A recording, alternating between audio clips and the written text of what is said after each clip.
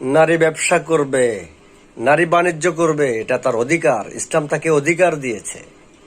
তবে পর্দা মেনটেন করে চলতে হবে, পর্দা করে ব্যবসা বাণিজ্য করতে হবে। কিন্তু বর্তমান ভাইরালা পশ্চিমী যা করতেছে এটা ইসলামের সাথে যায় না, যদিও সে মুসলমান।